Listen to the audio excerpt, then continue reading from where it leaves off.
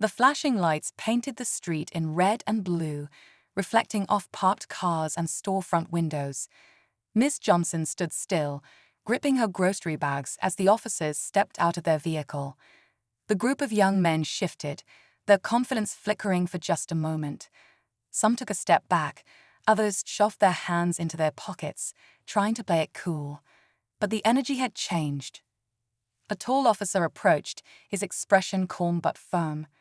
"Everything okay here, ma'am?" Miss Johnson glanced at the young men, then back at the officer. "Just trying to get to my car," she said evenly. The leader of the group, the one who had spoken the most, smirked but didn't say a word. His friends exchanged glances, as if deciding whether to stay or leave. One of them muttered something under his breath before turning and walking away. The others hesitated, but when the officer took another step forward, they followed. Only the leader stayed, his eyes locked onto Miss Johnson's. "This ain't over," he said, just loud enough for her to hear. She held his stare. "It never is." The officer watched them go before turning back to Miss Johnson. "You know them?" She shook her head. "Not personally, but I know the type." The officer sighed. "We had complaints about that group before. Petty crimes, vandalism, intimidation. Nothing major, at least not yet." Miss Johnson nodded, her mind racing. She had seen this before. Trouble didn't start big, it grew. It tested limits, pushing a little further each time, seeing what it could get away with. And if nobody stopped it early, it became something worse. As the officer took down a few notes, she stole another glance toward the end of the street. The group had disappeared into the shadows, but she could still feel their presence. She wasn't afraid. She had seen tougher men than them come and go, but she was worried. Not for herself, but for the neighborhood, for the people who might not have the courage to speak up. She thanked the officer and got into her car, her hands still trembling slightly as she started the engine. She wasn't sure if she had done the right thing. Maybe calling the police had made things worse. Maybe she had just painted a target on her back. The thought stayed with her as she drove home, the streetlights casting long shadows on the pavement. This neighborhood used to be different. There was a time when people looked out for each other, when kids played outside without fear, when respect was something that was earned, not demanded, but calm but serious. But this isn't just about those boys on the corner. This is bigger. That was what worried her the most. She had sensed it before, but now, hearing it from Carter, it felt even more real. Something was shifting in the neighborhood. The tension had been growing for months. Little things at first. People being followed, businesses being harassed, neighbors moving away without much. Miss Johnson had overheard them at the barber shop, in the church parking lot, even in line at the grocery store. Whispers about a group trying to take over the area, not just causing trouble, but controlling it. Running things from the shadows, making sure people were too scared to stand up. And now, it seemed, they were getting bolder. She took a sip of her tea, trying to steady her thoughts. Carter had promised to make some calls, to find out who was really behind this. But she knew that answers wouldn't come easy. Meanwhile, across town, Officer Reynolds sat in his patrol car, staring at the report he had just written up. He had a bad feeling about this one. Miss Johnson wasn't the type to exaggerate. If she felt something was wrong, chances were it was worse than she even realized. He had dealt with kids like the ones on that street corner before, troublemakers testing their limits. But this felt different. The way the leader of the group had stared at Miss Johnson, the way he had spoken, it wasn't just a random act of disrespect. It was intentional. It was calculated. Reynolds sighed and closed his notebook. He had already run a check on the leader, but there wasn't much. A few minor offenses, some warnings, nothing that pointed to anything bigger. But he knew better than to go by a rap sheet alone. Sometimes the real players were the ones who never got caught. Back in her home, Miss Johnson checked the locks on her door before heading to bed. She had lived through a lot in her life, but something about this felt different, heavier. She didn't know what was coming next, but she could feel it in her bones. The next few days passed in a slow, uneasy blur. Miss Johnson kept to her routine, but something in the air had changed. The neighborhood felt different. People moved quicker, avoiding eye contact. Conversations were hushed. Even the usual sounds of children playing outside seemed to have faded. It was like a storm was brewing, but no one wanted to say it out loud. He had dealt with kids like the ones on that street corner before, troublemakers testing their limits. But this felt different. The way the leader of the group had stared at Miss Johnson, the way he had spoken, it wasn't just a random act of disrespect. It was intentional. It was calculated. Reynolds sighed and closed his notebook. He had already run a check on the leader, but there wasn't much. A few minor offenses, some warnings, nothing that pointed to anything bigger. But he knew better than to go by a rap sheet alone. Sometimes, the real players were the ones who never got caught. Back in her home, Miss Johnson checked the locks on her door before heading to bed. She had lived through a lot in her life, but something about this felt different, heavier. She didn't know what was coming next, but she could feel it in her bones. The next few days passed in a slow, uneasy blur. Miss Johnson kept to her routine, but something in the air had changed. The neighborhood felt different. People moved quicker, avoiding eye contact. Conversations were hushed. Even the usual sounds of children playing outside seemed to have faded. It was like a storm was brewing, but no one wanted to say it out loud. She noticed more unfamiliar faces on her block, young men standing in doorways, watching, waiting. They weren't just passing through. They were staking out territory. And that told her one thing: whoever was behind, this wasn't just some reckless gang of kids. This was organized. Then one evening, Carter called again. His voice was lower this time, tense. "Evelyn, I don't want you going out alone for a while." She frowned. "Carter, I've been walking these streets since before you were born." "I know," he said, "but this isn't like before." He explained what he had learned. The group causing trouble wasn't just a bunch of aimless boys hanging around the corner. They were working for someone bigger, someone who wanted control of the neighborhood. Business owners were being pressured. A few had already packed up and left. The ones who stayed were being warned, subtly at first, then more aggressively. Miss Johnson's call to the police had sent a message. Not everyone was going to back down, and that had put a target on her. She sat in silence, absorbing it all. She wasn't afraid for herself. She had lived long enough to know fear couldn't protect you. But she was afraid of what would happen if no one stood up. That night, she heard something outside, a rustling near her porch. She moved to the window, careful to keep her lights off. A figure stood near her front steps, just barely visible in the dim streetlight. She watched as he bent down and placed something at her door. Then he turned and walked away.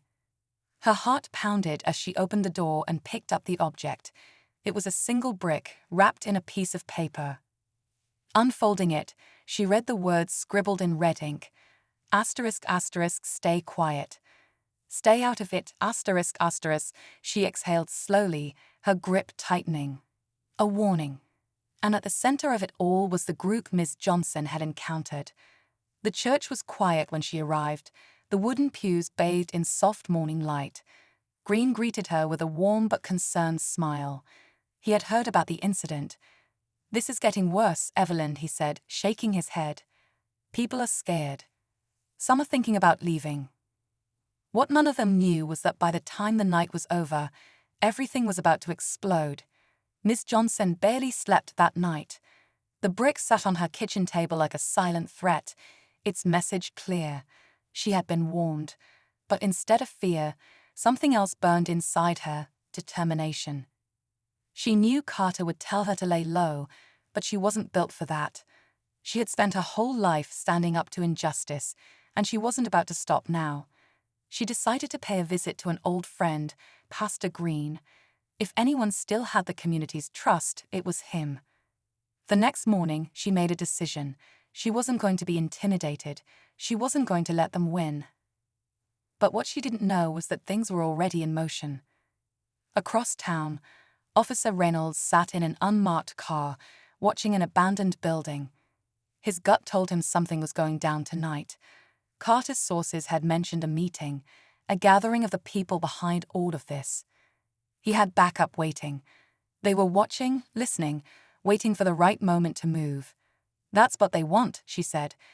They want us to run so they can take over. Green nodded. I've been hearing things about money changing hands, businesses being forced out. This isn't just street trouble. Someone bigger is pulling the strings. Ms. Johnson leaned forward. Do you have names? He hesitated before lowering his voice. I think I do. Meanwhile, across town, Officer Reynolds was still parked outside the abandoned building. The tip he received pointed to a major gathering. Something important was happening tonight. But as he watched, something didn't sit right. The usual players were there, but there was another presence, men in expensive suits, people who didn't belong in these streets. Then his radio crackled. Reynolds, we got movement 2 blocks away. Possible related activity. He frowned, gripping the receiver. What kind of movement? Multiple vehicles, unmarked. This might be bigger than we thought. His heart pounded. This wasn't just a gang operation, it was something else. And if they were moving in, it meant they were tying up loose ends. Back at the church, Pastor Green pulled out a small notebook. I've been keeping track of names, businesses, connections. I think it all leads back to one person. Before he could finish, the sound of tires screeching outside made them both freeze. Miss Johnson turned to the door. She knew that sound. Someone was coming. Her phone buzzed. A text from Carter. Asterisk, asterisk, get out. Now asterisk, asterisk. She barely had time to react before the front doors of the church swung open. A group of men walked in, their expressions cold and unreadable. They weren't kids from the neighborhood. These were professionals. Miss Johnson realized, too late, that she had pushed too far. And now they were here to silence her. The church fell silent as the men stepped inside. Their movements were slow, deliberate, the kind that carried a warning before a word was even spoken. Miss Johnson exchanged a glance with Pastor Green, who instinctively moved in front of her, shielding her as if his presence alone could stop what was coming. The tallest of the men, dressed in a dark coat, took a step forward. His voice was calm, almost polite.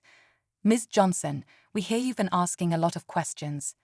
She didn't flinch. That's right. A slow smirk spread across his face. That's a problem. Green tightened his grip on the back of the pew in front of him. This is a house of God, he said firmly. You don't bring trouble here. The man chuckled. Pastor, trouble is already here. He turned back to Miss Johnson. See, some people don't understand how things work now. This neighborhood is changing, and change means knowing when to step aside. She squared her shoulders. I've seen men like you before.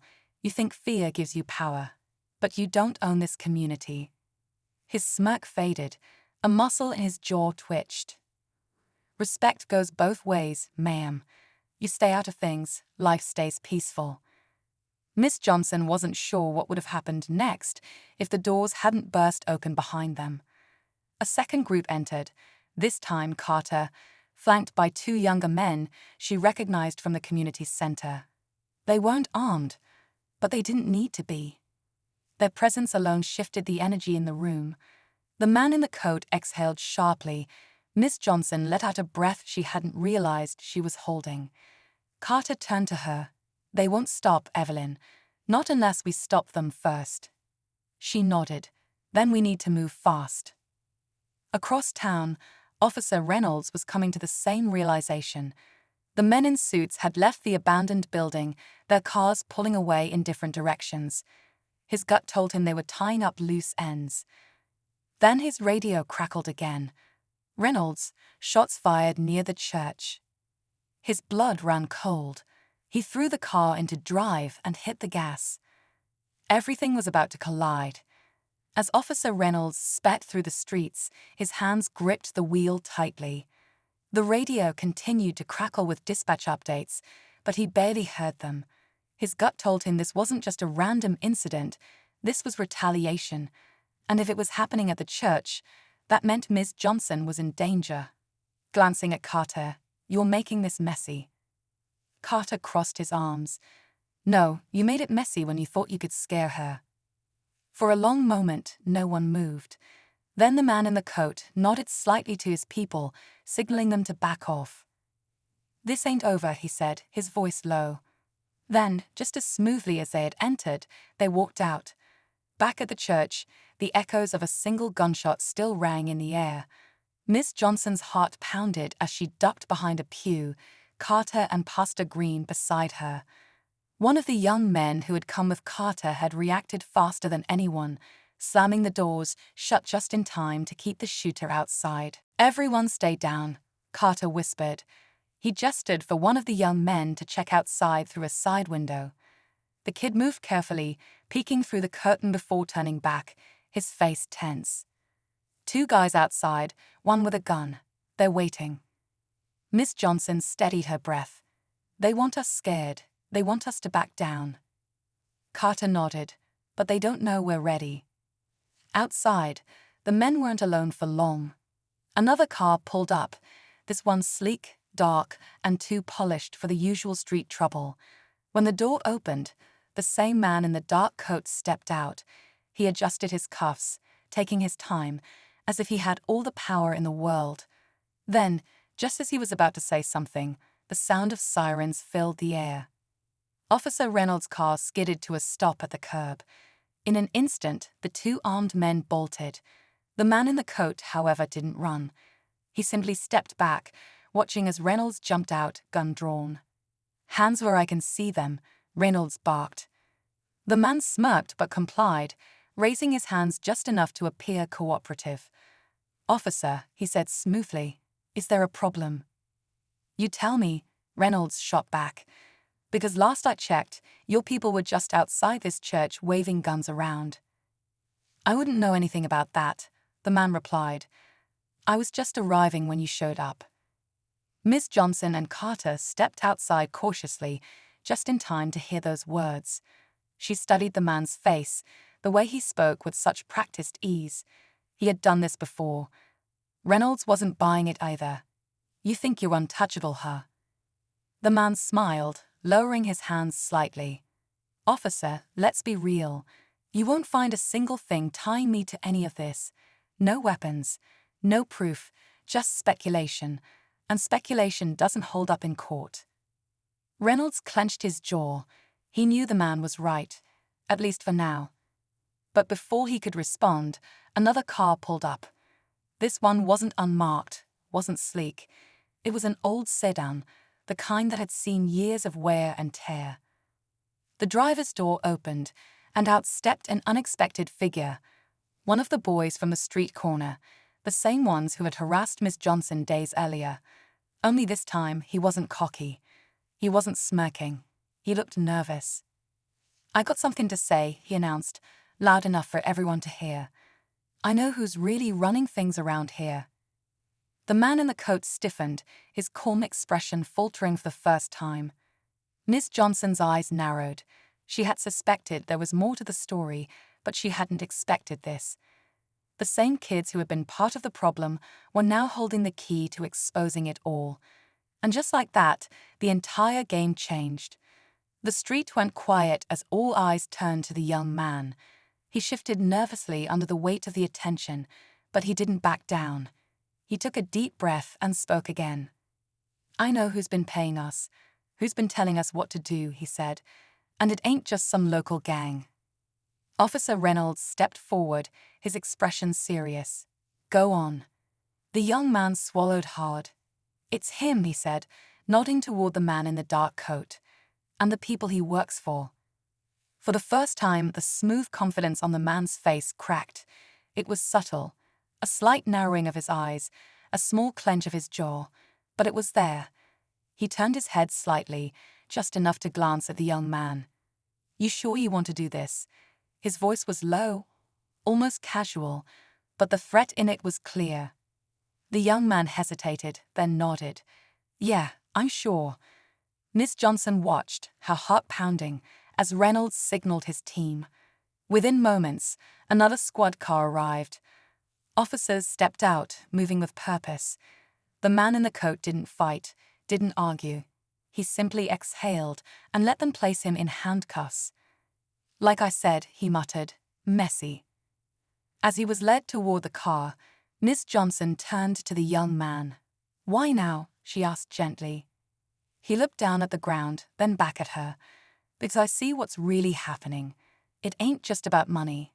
It's about pushing people out, turning the whole neighborhood into something else.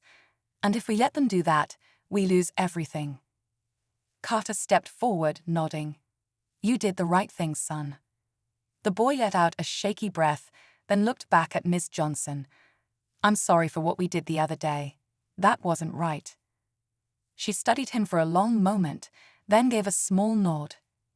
It's not about where you start, it's about where you go from here. The night air felt lighter somehow, like the weight of fear had lifted just a little. The man in the coat might have been arrested, but Miss Johnson knew the fight wasn't over. There would be others, more people trying to take advantage, trying to intimidate. But the difference now was that people were standing up.